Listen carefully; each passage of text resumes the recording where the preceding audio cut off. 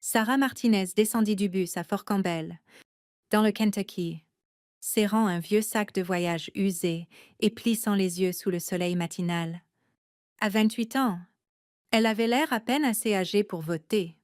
Avec sa petite silhouette, son visage enfantin et son sourire nerveux.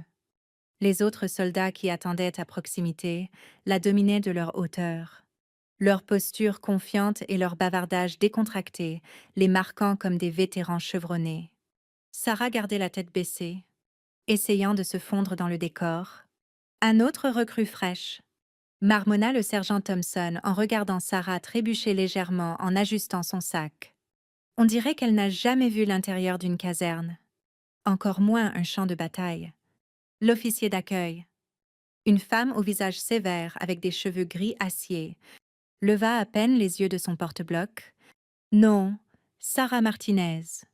Madame, répondit-elle d'une voix douce mais claire. Spécialité, infirmière de combat. Madame. Les sourcils de l'officier se haussèrent légèrement.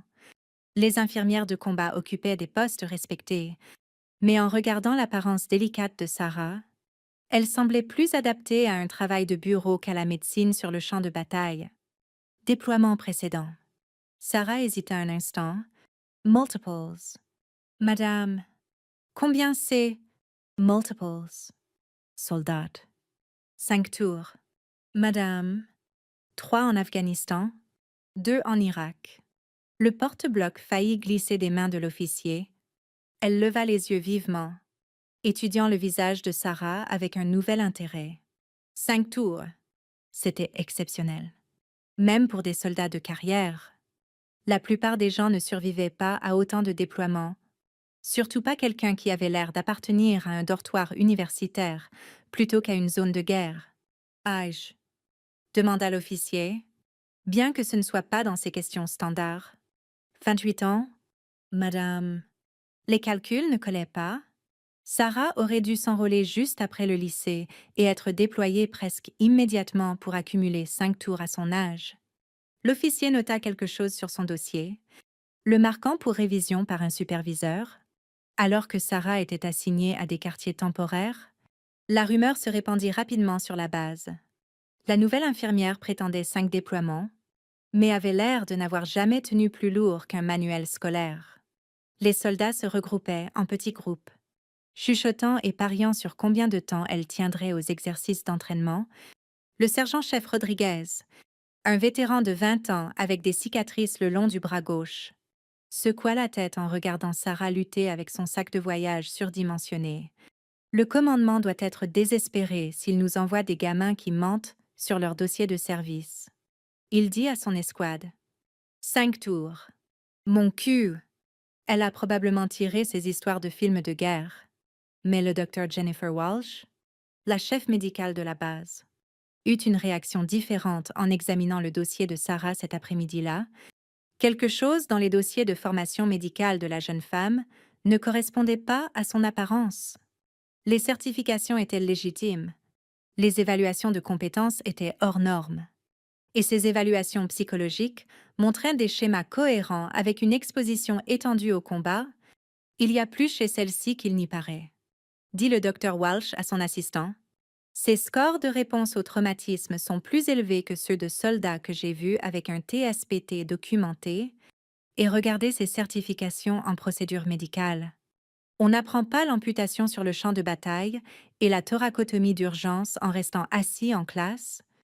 Ce soir-là, Sarah s'assit seule aux messes, picorant sa nourriture, tandis que les conversations bourdonnaient autour d'elle.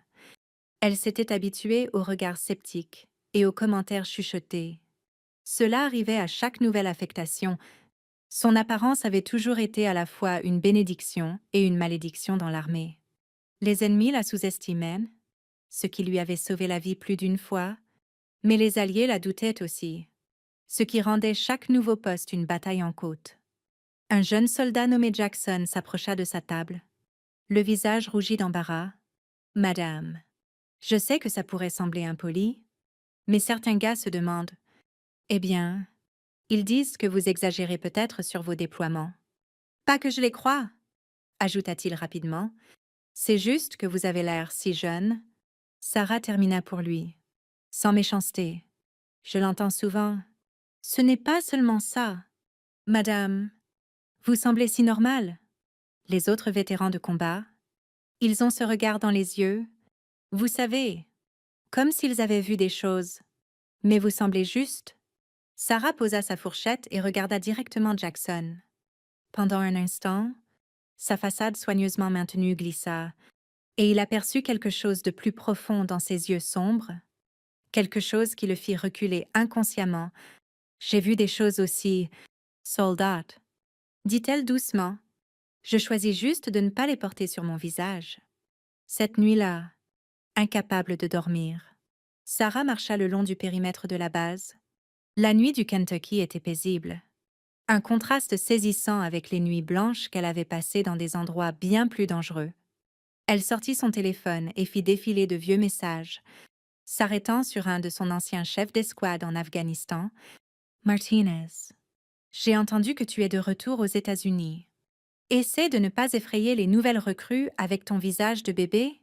Souviens-toi, ils ne savent pas encore de quoi tu es faite. Donne-leur le temps de le découvrir. Reste en sécurité. Petite guerrière. Elle sourit tristement au message. Le capitaine Morgan avait été tué par un MEI 3 mois après l'avoir envoyé.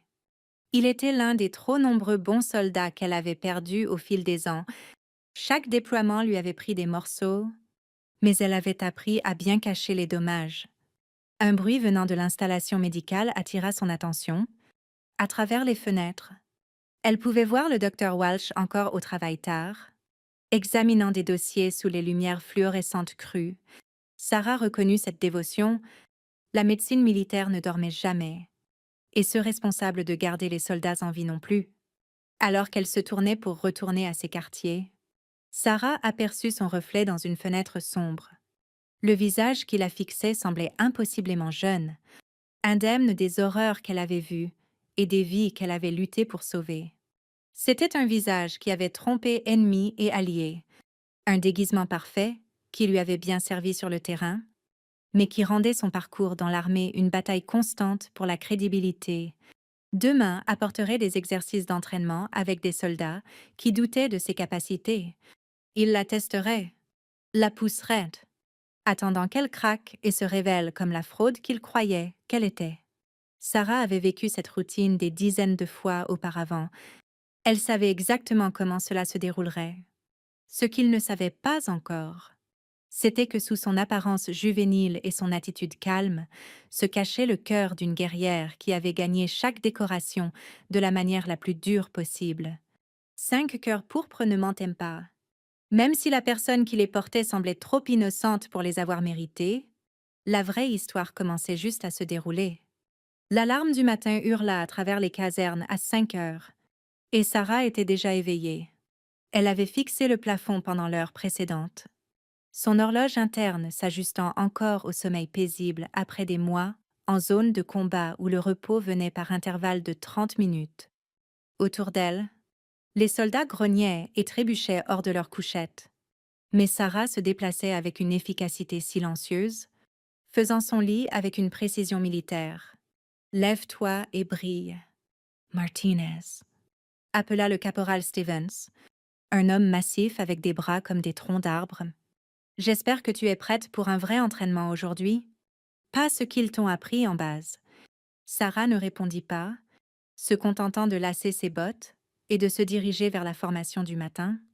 Elle avait appris, il y a longtemps, que les actions parlaient plus fort que les mots, surtout quand les gens avaient déjà pris leurs décisions sur vous. Le premier exercice était une marche de 24 kilomètres. Avec des sacs complets, Sarah porta son équipement sans se plaindre. Bien que le poids semblât la submerger avec sa petite silhouette, le sergent Rodriguez la regarda avec un amusement à peine dissimulé, tandis qu'elle ajustait ses sangles. « Martinez, tu es sûre de pouvoir gérer ce sac? Il n'est pas trop tard pour demander une affectation de bureau, » dit-il, provoquant des rires chez les soldats voisins. « Je m'en sortirai. »« Sergeant, » répondit simplement Sarah. La marche commença à l'aube, serpentant à travers les collines vallonnées et les forêts denses du Kentucky. Au bout du premier kilomètre, Les soldats s'étaient naturellement étalés selon leur niveau de forme.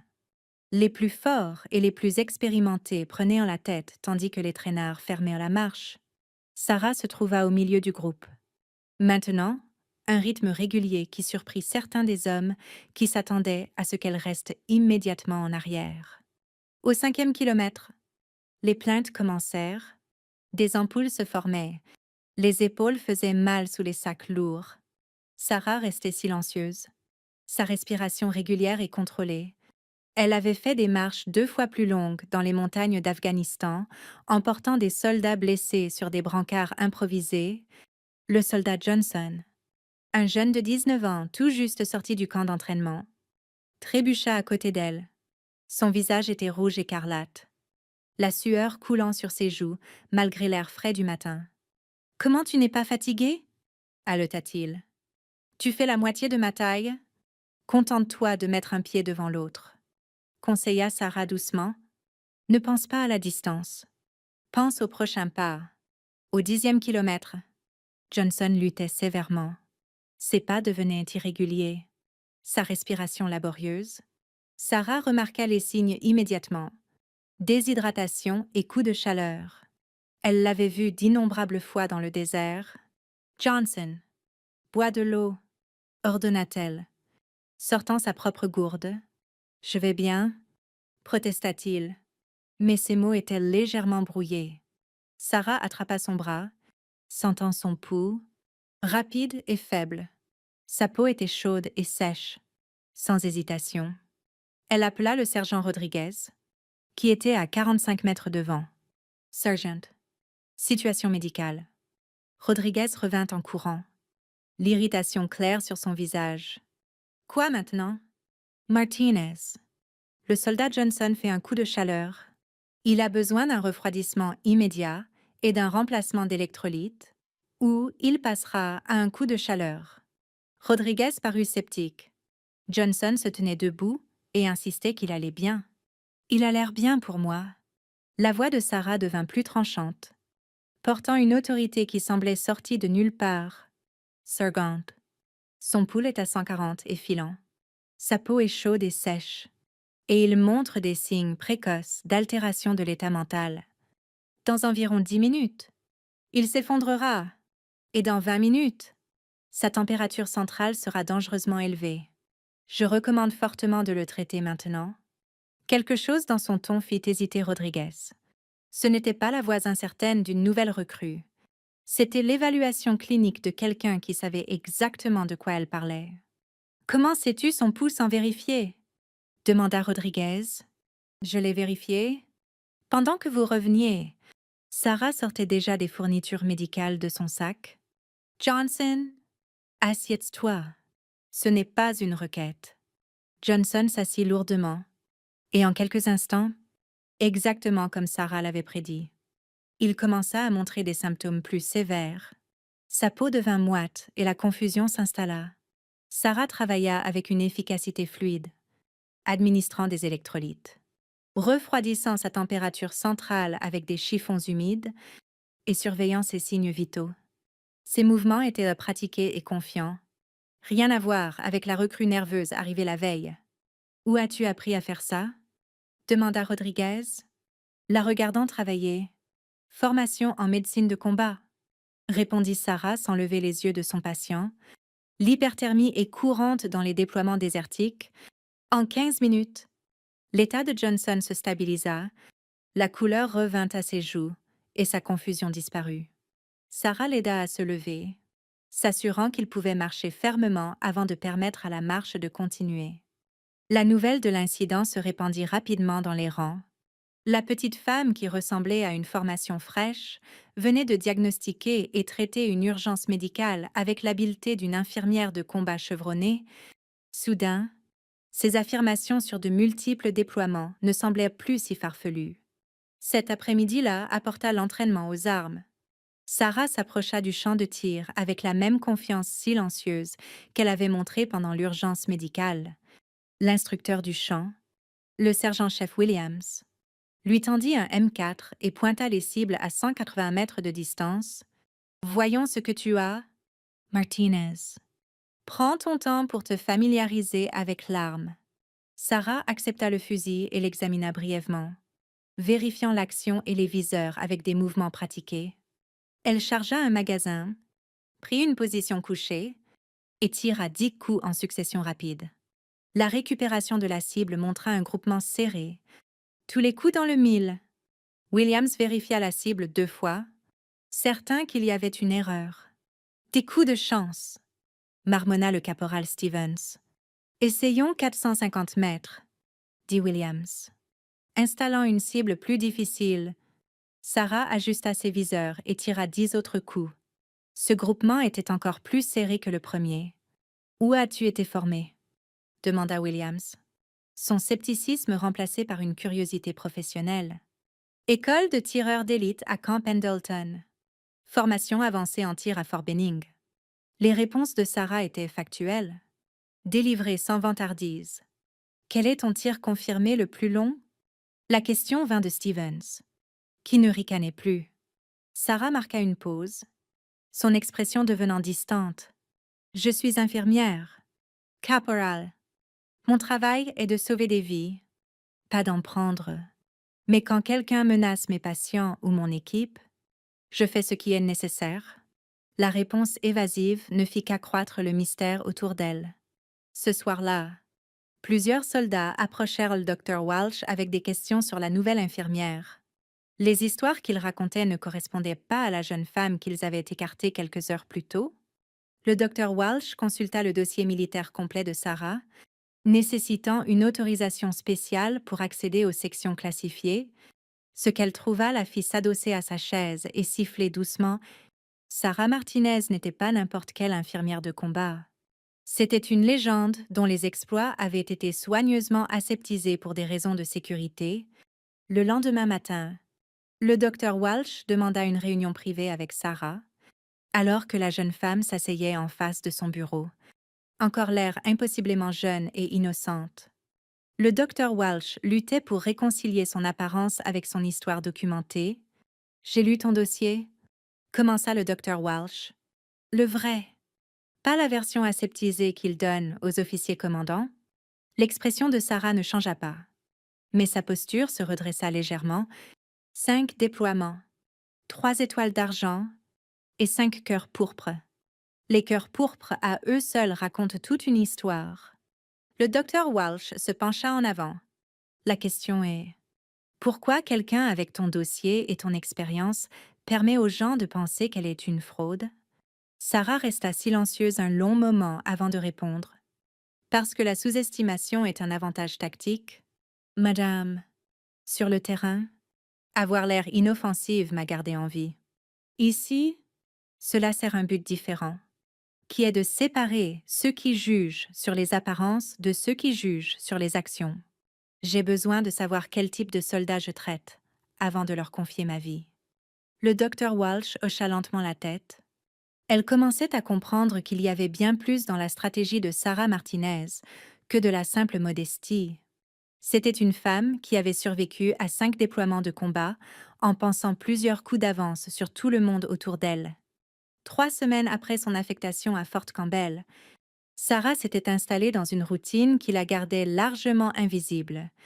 Elle assistait aux exercices d'entraînement sans se plaindre, accomplissait ses tâches efficacement et évitait les rassemblements sociaux où les soldats partageaient des histoires de guerre et comparaient leurs expériences. Sa stratégie de compétence silencieuse fonctionnait exactement comme prévu, jusqu'à la nuit où tout changea. Il était 23 heures quand l'alarme d'urgence hurla à travers la base. Un exercice d'entraînement avait tourné aux catastrophes, à 32 km, dans l'installation d'entraînement en montagne. Un exercice de tir réel avait résulté en de multiples blessés quand un obus de mortier avait mal tiré. Et l'équipe de réponse rapide de la base était déployée immédiatement. Sarah enfilait ses bottes quand le sergent Rodriguez fit irruption dans les casernes. « Martinez, tu es avec l'équipe médicale d'urgence. Nous avons de multiples blessés et besoin de chaque infirmière qualifiée disponible. » Le vol en hélicoptère vers l'installation en montagne fut tendu et silencieux. Sarah était assise parmi 4 autres infirmières, toutes ayant bien plus d'expérience qu'elle ne croyait qu'elle en avait. Le docteur Walsh était assise en face d'elle, étudiant son visage dans l'éclairage tamisé de la cabine. Martinez, dit le docteur Walsh par-dessus le bruit des rotors. Ça va être intense. Les situations de blessés massifs sont différentes de tout ce pourquoi tu as pu t'entraîner. Reste près des infirmières seniors et suis leur exemple. Sarah hocha la tête respectueusement. Bien qu'elle ait traité des événements de blessés massifs qui auraient brisé la plupart de ses infirmières expérimentées, elle garda ses pensées pour elle et vérifia son kit médical pour la 3e fois. La zone d'atterrissage était un chaos. Les lumières d'urgence illuminaient une scène de panique contrôlée, tandis que soldats et personnel médical couraient entre les blessés éparpillés sur le terrain rocheux. L'odeur âcre de la poudre et du sang emplissait l'air, ramenant des souvenirs que Sarah avait travaillé dur à réprimer. « Nous avons 12 blessés », hurla le major Collins, l'officier médical senior sur place. 3 critiques, 4 sérieux, 5 blessés légers. Protocole de triage en vigueur immédiatement.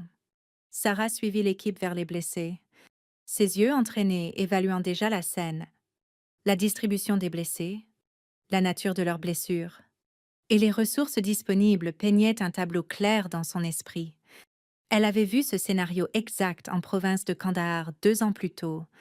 Le premier patient critique était le caporal Adams, un jeune de 22 ans avec un traumatisme abdominal sévère et une perte de sang significative. L'infirmière senior, le sergent-chef Pierce, s'agenouilla à côté de lui avec des mains tremblantes. « Jésus, je n'ai jamais vu quelque chose d'aussi grave, » marmonna Pierce. « Par où commencer ?» Sarah s'approcha, observant l'hésitation de Pierce. Adam saignait intérieurement, sa pression artérielle chutant rapidement. Dans un hôpital civil, il aurait besoin d'une chirurgie immédiate.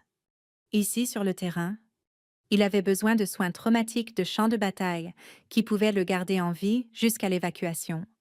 Pierce. Sa pression chute, dit Sarah doucement. Je le vois. Pierce répliqua, le stress évident dans sa voix. Je réfléchis.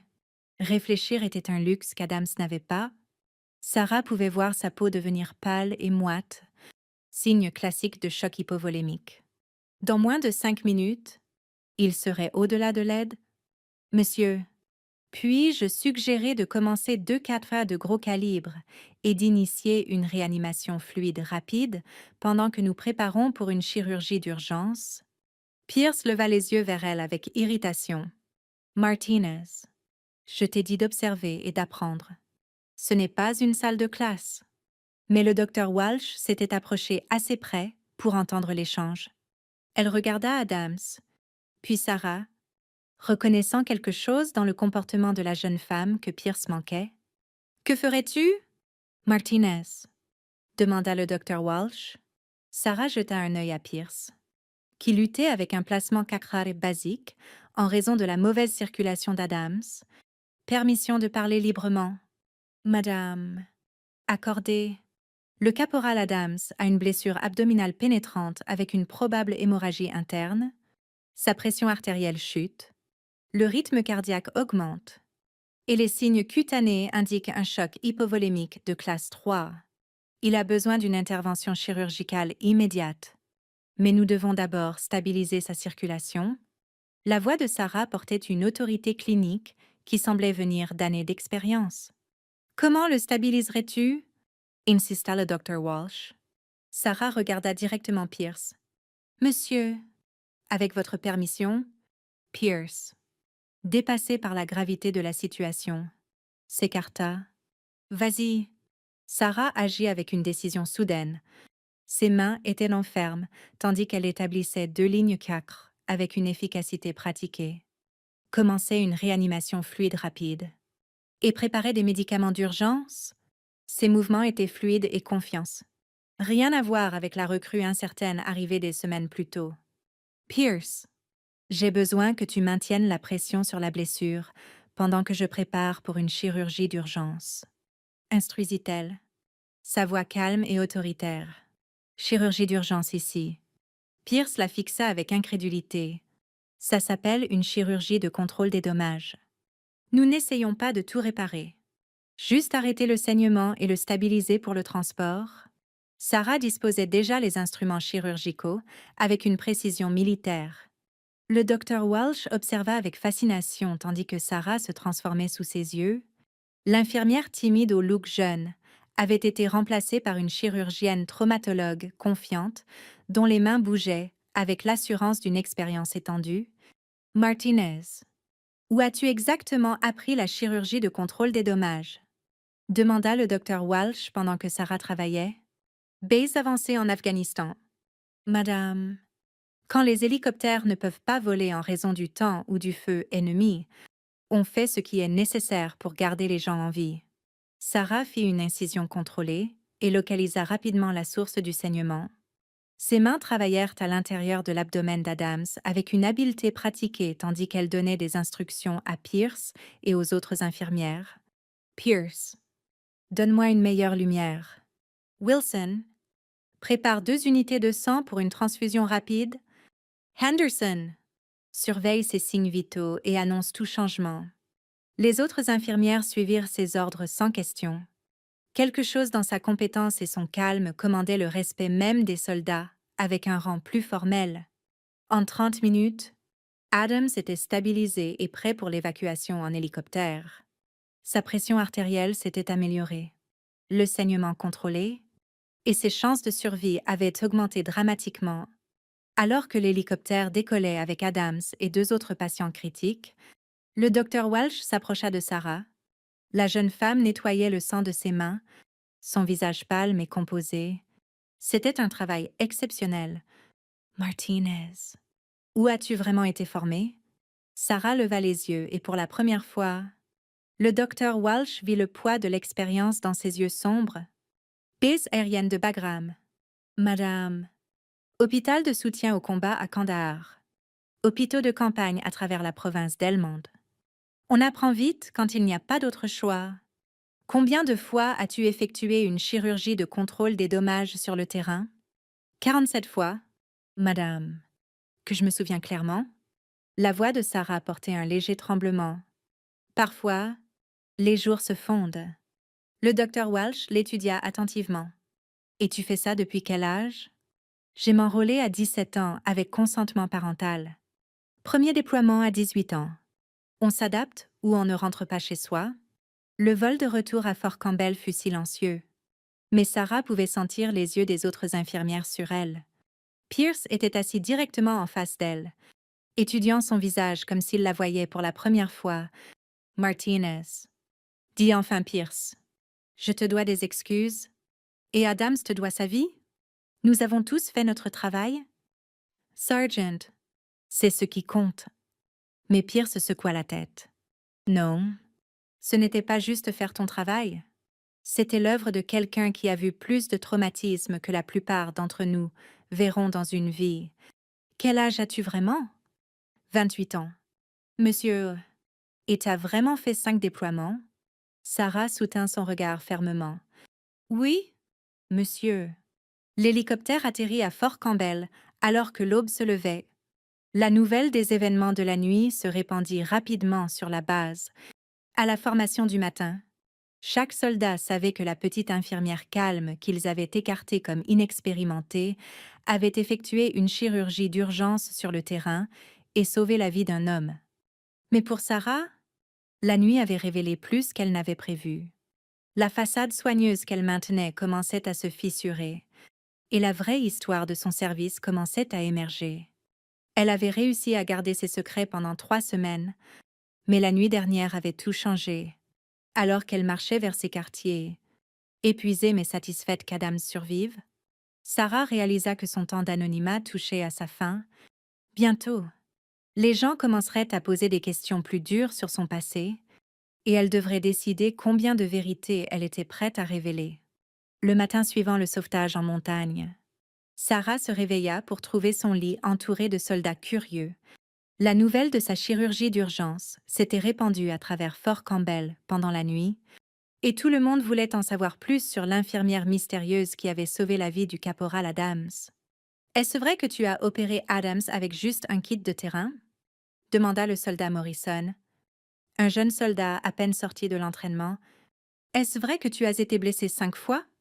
Ajouta une autre voix de la foule grandissante. Sarah s'assit lentement, passant ses mains dans ses cheveux. Elle avait peut-être réussi 2 heures de sommeil, son esprit rejoint les événements de la nuit précédente. L'anonymat soigneux qu'elle maintenait était parti, remplacé par une attention qu'elle avait espéré éviter. C'était un effort d'équipe, dit-elle doucement, rassemblant ses affaires pour la formation du matin. N'importe qui aurait fait pareil. Mais le sergent Rodriguez apparut dans l'encadrement de la porte. Son expression sérieuse. Martinez. Le colonel Hayes veut te voir dans son bureau à 8 heures, en uniforme de parade. Le bureau du colonel était impressionnant, avec des commandations couvrant les murs et un drapeau américain dans le coin. Le colonel Hayes était assis derrière son bureau, le dossier de Sarah ouvert devant lui. C'était un homme imposant avec des tempes grisonnantes et des yeux intelligents qui ne manquaient rien. « Assieds-toi, Martinez. » Sa voix portait l'autorité de 30 ans dans l'armée. Sarah prit la chaise en face de son bureau, le dos droit et les mains jointes sur ses genoux. « J'ai lu ton dossier ?» commença le colonel Hayes en tapotant le dossier épais. « Le dossier complet, pas la version sommaire. Ça fait une lecture fascinante. » Il ouvrit le dossier et commença à lire. 5 déploiements à travers 3 pays. 62 sauvetages confirmés sous feu ennemi direct. 3 étoiles d'argent pour valeur. 5 cœurs pourpres. Il leva les yeux vers elle. Les cœurs pourpres m'intéressent le plus. Martinez. 5 occasions séparées où tu as été blessé au combat mais as continué à accomplir tes tâches. Veux-tu m'en parler? Sarah se tortilla inconfortablement. Les cœurs pourpres représentaient certains de ses souvenirs les plus sombres, des expériences qu'elle préférait garder enfouies. Monsieur, si c'est la même chose pour vous, je préférerais ne pas discuter des détails. Je crains que ce ne soit pas la même chose pour moi. Soldat, ton dossier montre un service extraordinaire, mais ton comportement ici suggère quelqu'un qui essaie très dur de cacher ce service. J'ai besoin de comprendre pourquoi. Le colonel Hayes ouvrit à une page spécifique dans son dossier. Commençons par le premier. Province de Kandahar. Mars 2019. Tu étais attaché à une base avancée quand elle a subi une attaque soutenue. Selon le rapport, tu as traité des soldats blessés pendant 6 heures, sous feu direct malgré des éclats d'obus dans ton épaule gauche. La citation dit « Tu as refusé l'évacuation jusqu'à ce que tous les blessés soient stables. » La mâchoire de Sarah se serra. Elle se souvenait de cette nuit avec une clarté douloureuse. Le son des mortiers entrant, les cris des soldats blessés, la sensation du sang chaud coulant le long de son bras, tandis qu'elle travaillait pour sauver les autres. « C'était mon travail. Monsieur, ton travail était de traiter les blessés, pas de refuser l'évacuation médicale pour toi-même. Pourtant, tu l'as fait à nouveau en Irak 6 mois plus tard. Attaque RPG sur ton convoi. Tu as subi des blessures par explosion et une commotion cérébrale, mais as continué à traiter les blessés pendant 3 heures. Encore! Tu as refusé l'évacuation? » Chaque citation ramenait des souvenirs que Sarah avait travaillé dur à réprimer. L'odeur de la chair brûlée, le poids de la responsabilité pour garder les soldats en vie, la peur constante qu'elle ne soit pas assez rapide ou habile pour les sauver tous. « Monsieur, puis-je demander pourquoi vous revoyez mon dossier? » Le colonel Hayes s'adossa à sa chaise. « Parce que la nuit dernière, tu as effectué une chirurgie d'urgence sur le terrain avec un niveau d'habileté qui a surpris ma chef médicale. Le docteur Walsh me dit que tes mains étaient plus fermes que celles de chirurgiens avec 20 ans d'expérience. Ce genre de compétence ne se développe pas du jour au lendemain. » Il tourna une autre page. « Ton 3e cœur pourpre, explosion d'EI en province d'Helmand. Tu as été projeté à 6 mètres par l'explosion, as subi une commotion et de multiples lacérations, mais as immédiatement commencé à traiter d'autres blessés. Le rapport dit que tu as travaillé 4 heures avant que quiconque réalise que tu étais blessé. » Les mains de Sarah commencèrent à trembler légèrement. Elle les serra ensemble, essayant de maintenir son calme. « Le 4e est particulièrement impressionnant. continua le colonel Hayes. Attaque au mortier sur ta base. Tu as pris des éclats d'obus dans la jambe et le dos, mais as continué à courir entre les blessés sous bombardement actif. Les témoins disent que tu as sauvé au moins 8 soldats ce jour-là. Monsieur, je préférerais vraiment ne pas discuter de cela. Le colonel Hayes l'étudia attentivement. Pourquoi? Martinez. Ce sont des commendations pour un héroïsme extraordinaire.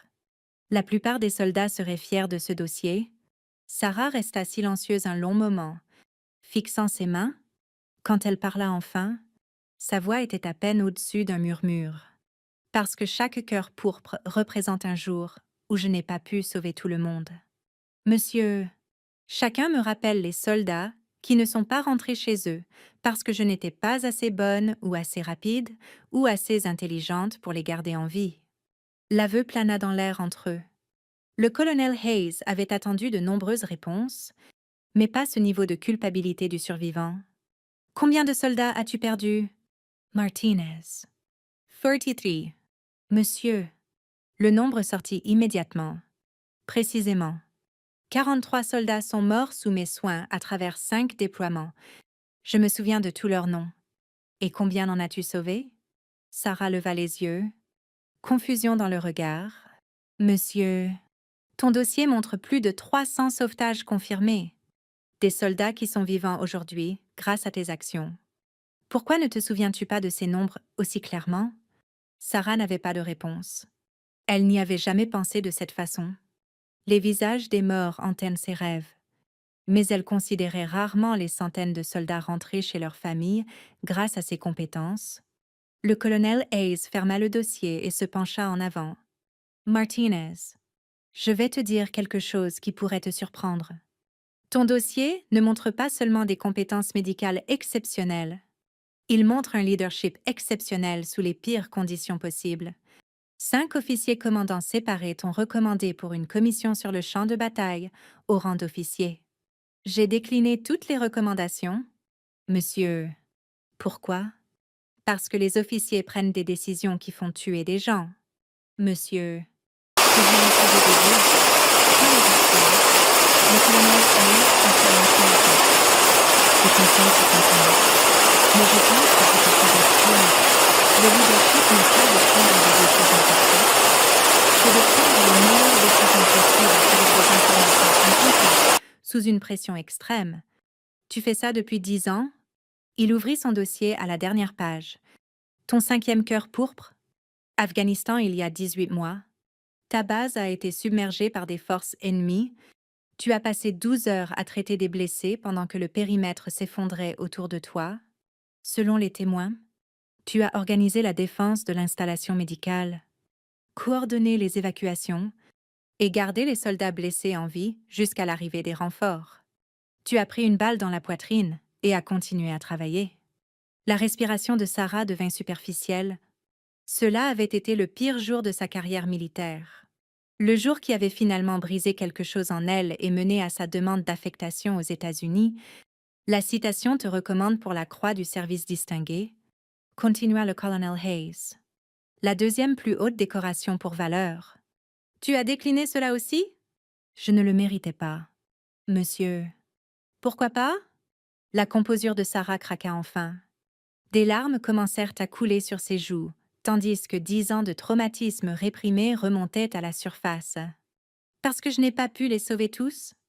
Monsieur, le lieutenant Morrison a saigné à mort dans mes mains parce que je n'ai pas pu l'atteindre assez vite. Le sergent Williams est mort parce que j'ai manqué de produits sanguins.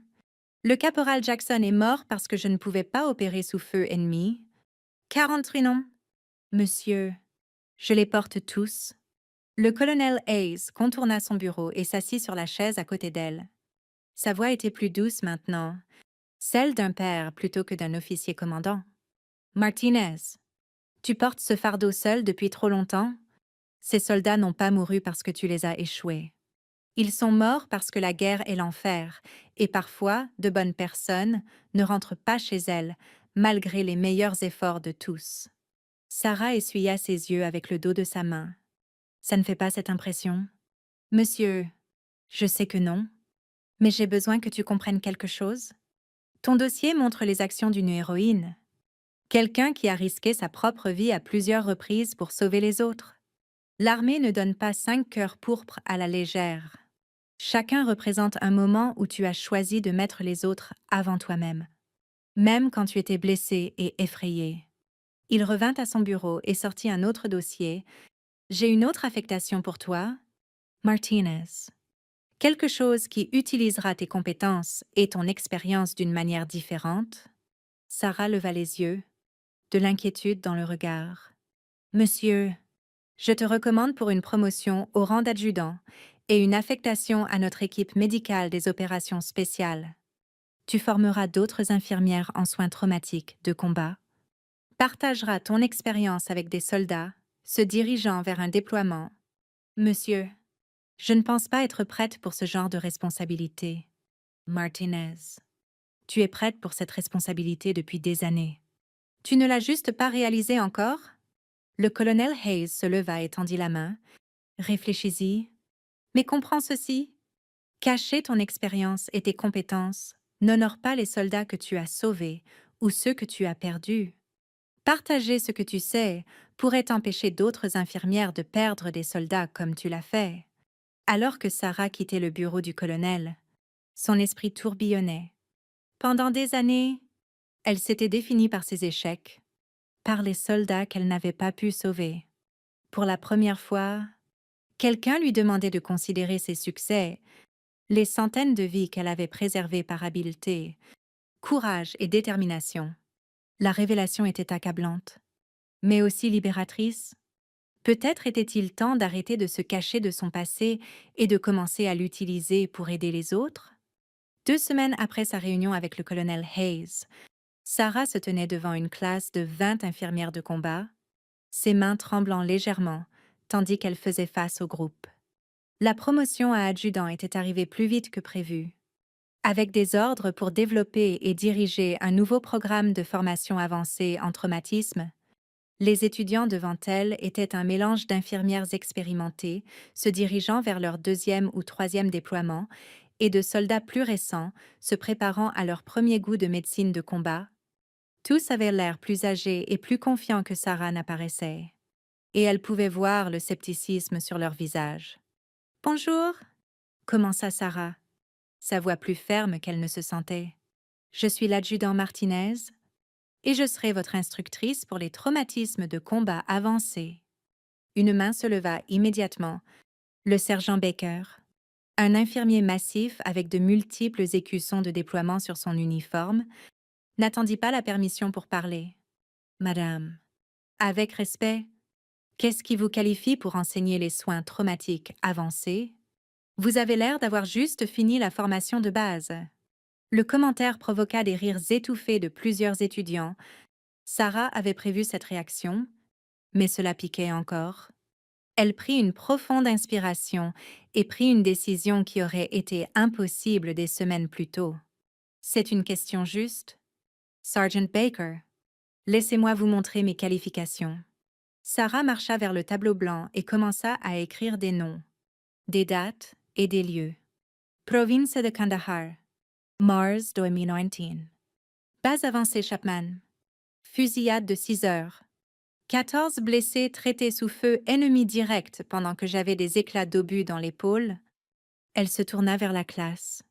Irak. Septembre 2019. Embuscade de convoi. Explosion RPG m'a donné une commotion et des blessures internes.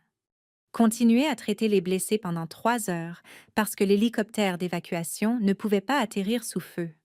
La salle de classe devint complètement silencieuse. Sarah continua à écrire, sa voix gagnant en force à chaque entrée. Province de Helmand. Janvier 2020. Explosion de EI. Projeté à 4. 6 mètres par l'explosion. Traité 8 soldats blessés avec une commotion et de multiples lacérations. N'ai réalisé que je saignais que quand quelqu'un l'a signalé 4 heures plus tard. Elle remplit tout le tableau blanc avec des lieux, des dates et des comptes de blessés. Chaque entrée représentait un jour où elle avait poussé au-delà des limites humaines normales pour garder les soldats en vie. Base aérienne de Bagram. Juin 2021. Attaque au mortier pendant l'évacuation médicale. prit des éclats d'obus dans la jambe et le dos, continuait à courir entre les blessés parce qu'ils avaient là besoin d'aide plus que moi de traitement. Quand elle finit d'écrire, Sarah se tourna vers la classe. Chaque visage était maintenant concentré intensément sur elle. Le scepticisme remplacé par un respect croissant et de l'étonnement. Afghanistan. Février 2023. Taliban a submergé notre position. 12 heures de combat continu en traitant des blessés. Organiser la défense de notre installation médicale. Coordonner les évacuations. Et effectuer une chirurgie sous feu ennemi. Pris une balle dans la poitrine. Et continuer à travailler jusqu'à l'arrivée des renforts. Le silence dans la salle de classe était absolu. Plusieurs étudiants fixaient le tableau blanc avec des expressions d'incrédulité. 5 déploiements, 5 cœurs pourpres, 3 étoiles d'argent et plus de 300 sauvetages confirmés. Conclut Sarah. J'ai l'air jeune parce que j'ai commencé ce travail à 18 ans. J'ai sauvé des vies en zone de combat pendant 10 ans. Le sergent Baker s'éclaircit la gorge. Son scepticisme antérieur complètement disparu. Madame, je m'excuse. Je n'avais aucune idée. Sarah hocha la tête et se déplaça pour se tenir directement devant la classe. La raison pour laquelle je vous dis cela n'est pas pour vous impressionner. C'est pour établir que tout ce que je vais vous enseigner vient d'une expérience réelle, pas de manuel. Quand je vous montre comment traiter une plaie thoracique aspirante, c'est parce que je l'ai fait sous feu. Quand je vous enseigne la chirurgie de contrôle des dommages, c'est parce que je l'ai effectuée dans des conditions que vous ne pouvez imaginer. Elle prit un mannequin médical et le posa sur la table devant. Mais plus important, je vais vous enseigner des choses qui ne sont dans aucun manuel. Je vais vous enseigner comment prendre des décisions de vie ou de mort quand vous êtes effrayé, épuisé et à court de fournitures. Je vais vous enseigner comment continuer à travailler quand vous êtes blessé et je vais vous enseigner comment vivre avec les choix que vous faites. La soldate Chen, une jeune infirmière programmée pour son premier déploiement, leva la main hésitante. Madame, comment gérez-vous la perte de patients? Comment continuez-vous quand quelqu'un meurt? Sarah marqua une pause. La question frappant plus près du cœur qu'elle ne s'y attendait. C'est la partie la plus dure de ce travail. Chen, vous perdrez des patients? De bons soldats mourront malgré vos meilleurs efforts. La clé est d'apprendre à se concentrer sur ceux que vous pouvez sauver plutôt que de ruminer sur ceux que vous ne pouvez pas. Elle s'approcha de la classe, sa voix devenant plus personnelle. Pendant des années, j'ai porté la culpabilité de chaque soldat que je n'ai pas pu sauver. 43 noms qui hantaient mes rêves. Ça m'a presque détruite. Mais récemment, quelqu'un m'a fait remarquer que j'oubliais les 300 soldats qui sont rentrés chez leur famille grâce au travail que j'ai fait. Sarah revint au tableau blanc et écrivit un grand nombre. Plus de 300, c'est pourquoi nous faisons ce travail. Pas pour ceux que nous perdons, mais pour ceux que nous sauvons. Chaque technique que je vous enseigne, chaque procédure que nous pratiquons, chaque scénario que nous simulons pourrait faire la différence entre le retour d'un enfant chez lui ou non. Le premier exercice pratique impliquait de traiter de multiples blessés sous des conditions simulées de combat. Sarah avait arrangé des haut-parleurs pour jouer des enregistrements de tirs et d'explosions, tandis que des machines à fumer créaient des conditions réalistes de champ de bataille. Souvenez-vous? Appela Sarah alors que la simulation commençait. Les soldats blessés hurleront, saigneront et auront peur. Vous devez rester calme et penser clairement. Triez rapidement mais précisément. Les blessures les plus dramatiques ne sont pas toujours les plus mortelles.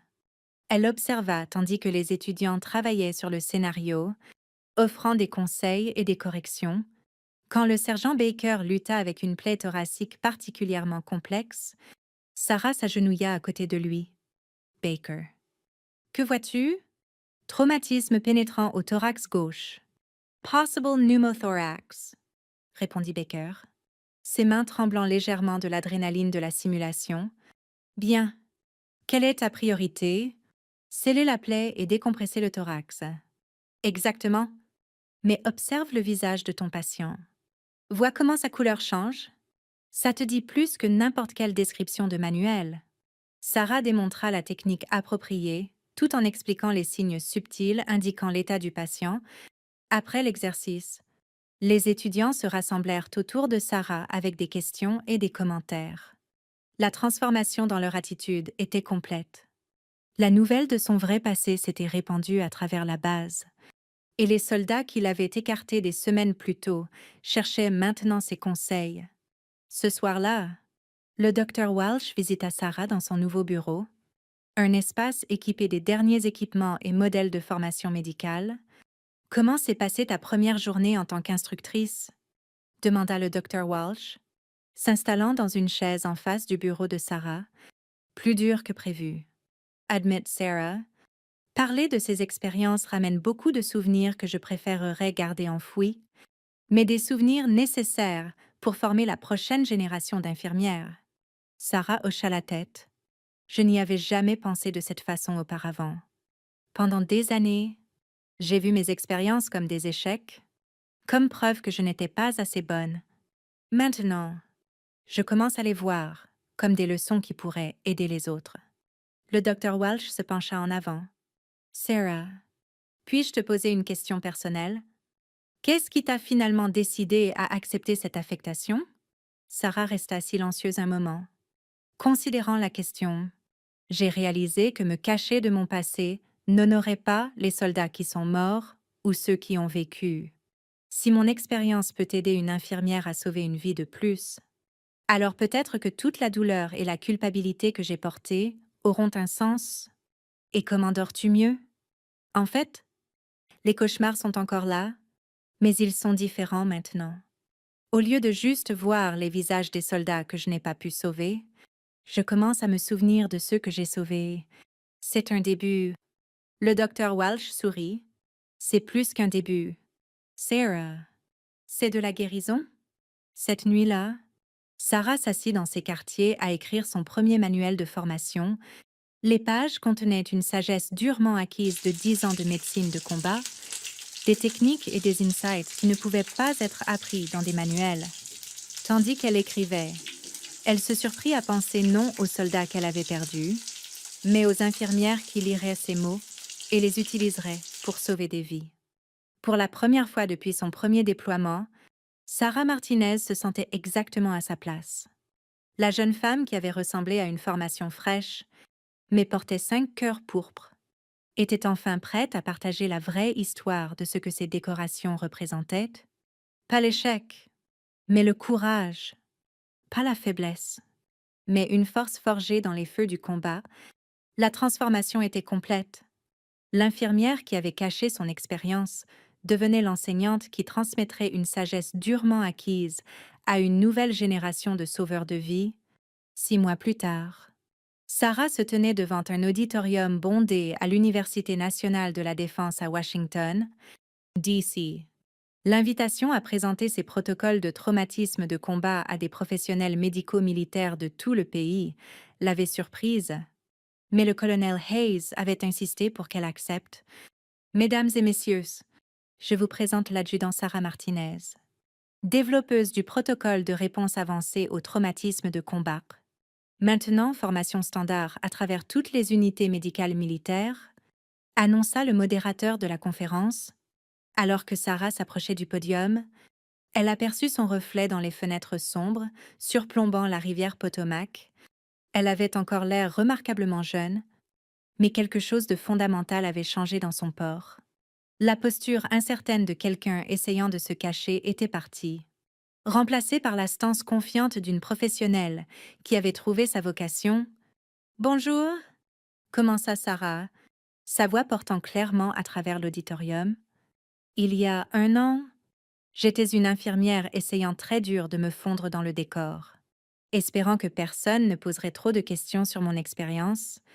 Aujourd'hui, je me tiens devant vous comme quelqu'un qui a appris que nos expériences, bonnes et mauvaises, sont destinées à être partagées. » Elle cliqua sur sa première diapositive, montrant des statistiques de blessés de déploiement récents.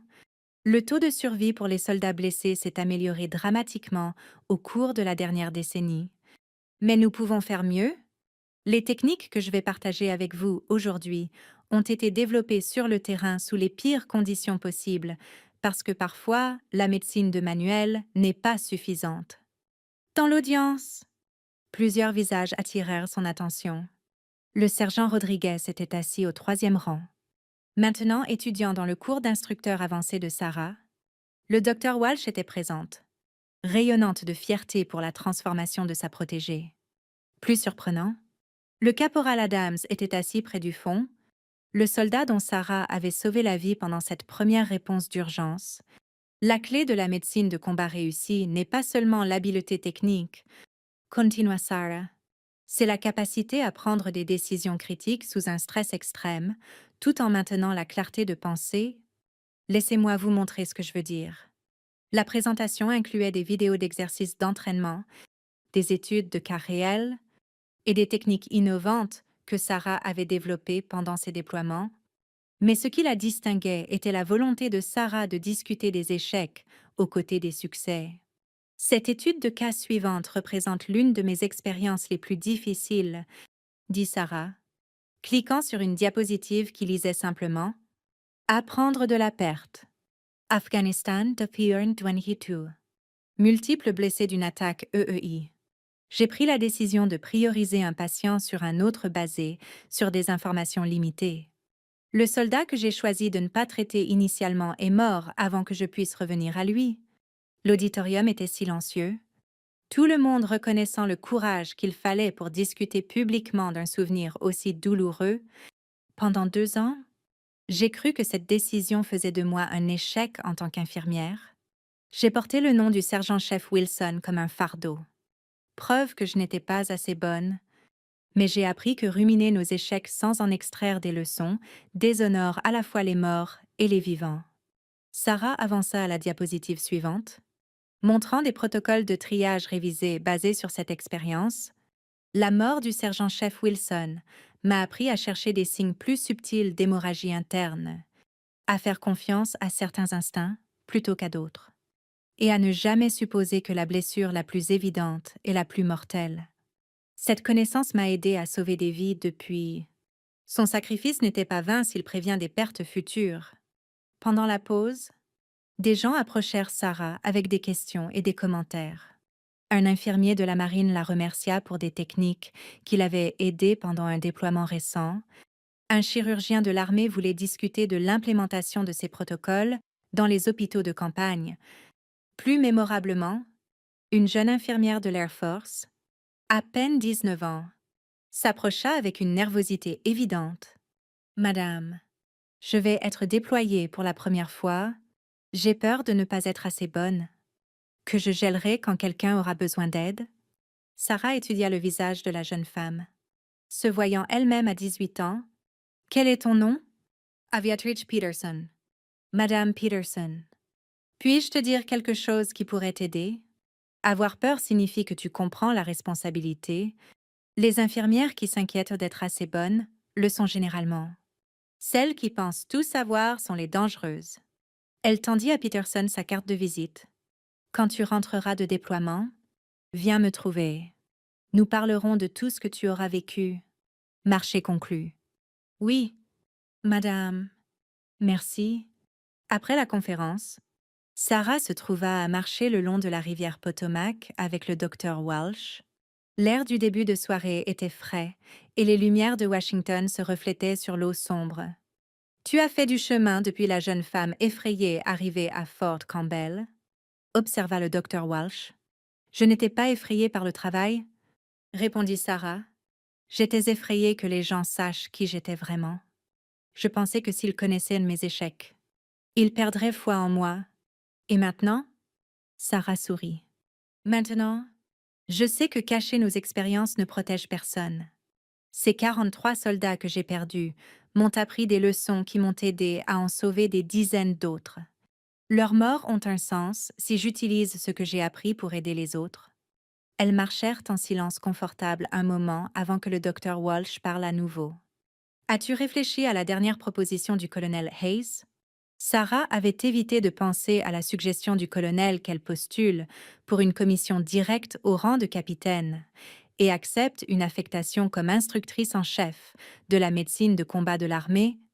Cela signifierait quitter les soins patients directs pour des tâches administratives et d'enseignement.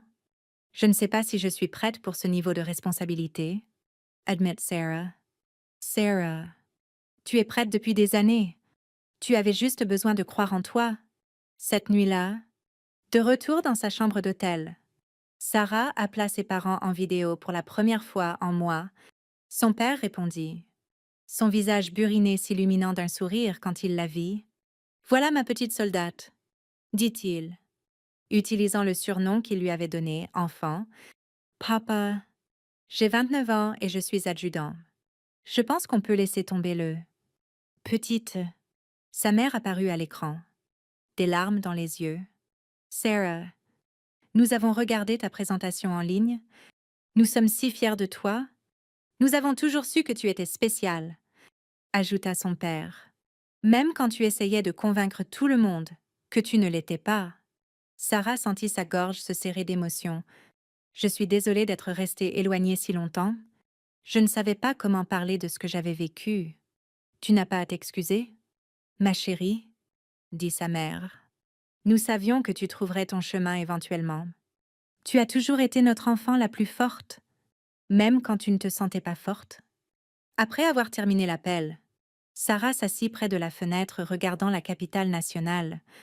Quelque part dans la ville, des politiciens prenaient des décisions qui enverraient de jeunes soldats en danger.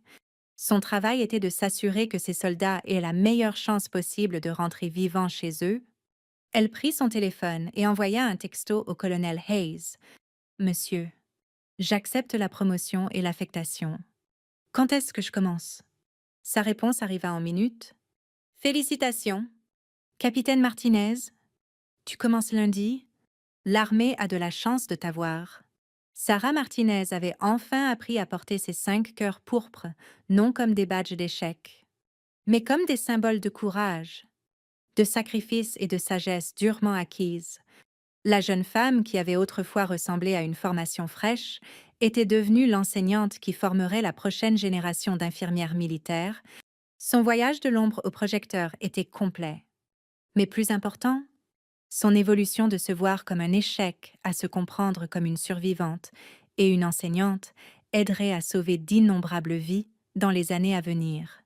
La vraie histoire derrière les décorations était enfin racontée. Et c'était une histoire de triomphe sur le traumatisme, de trouver un but dans la douleur, et d'apprendre que nos plus grandes faiblesses peuvent devenir nos forces les plus puissantes quand nous avons le courage de les partager avec les autres. Dans l'armée, comme dans la vie, les apparences peuvent être trompeuses. Parfois, les guerriers les plus expérimentés sont ceux qu'on s'attendrait le moins, portant leur bataille intérieurement, tout en continuant à se battre pour les autres. Sarah Martinez était la preuve vivante que les héros viennent en toute taille, tous âges, et parfois ils ressemblent exactement à quelqu'un qui ne pourrait absolument pas être un héros.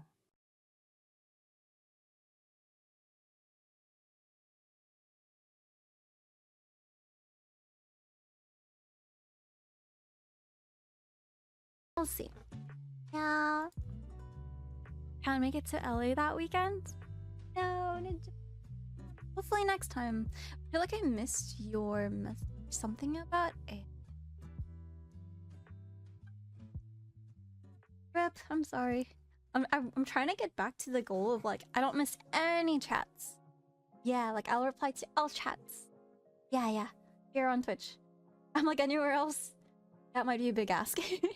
Unless it passes. I try to be there or yeah, pretty much almost active every day. So yeah. Mwah. Why? Thank you, Kagamina. Indeed. The salutes. Can you make a highlight for events? Ooh, like an event list of the things that'll go in attend? I should do that. The thing is, sometimes like I feel bad when I miss like writing one. Like Anime Nightmare, for example. I know King left because he went to karaoke, but I ended up seeing him there and he was like, what? I was like, guys. So yeah, that happens.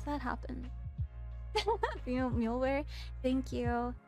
Aw, I am planning, since I like that Passes has a storefront, I can put... Ah! Hold up. I caught it! I caught my ears before they fell. But Chuckies and stuff. Yeah. Like one that I made recently-ish. Oh, she's shiny. She's super shiny. But yeah, so stuff like that. I know that I have some orders to fulfill, so I'm really excited. I think decorating Chuckies are really fun and stuff still. Fun fact, our sneaky event as your class project. Oh, wait, that's awesome, Kara. That's super cool. I hope you're able to get all the like things that you need out of it. So, Is there a link oh, to check out my passes, or which one? For passes I do. It is do I have it set up? Passes? What is it called? What is it called? I should probably put this on my to-do list. Let me write that too, actually. Commands passes. That's crazy. I feel like no, you're good, Kitsuki. I'm like, hey, this is the fun about starting streams again, because I'm just like, oh right, this is where I picked off. Like last time I was like, wait, we have counters for my burps? Yeah, so that's a thing, that's a thing.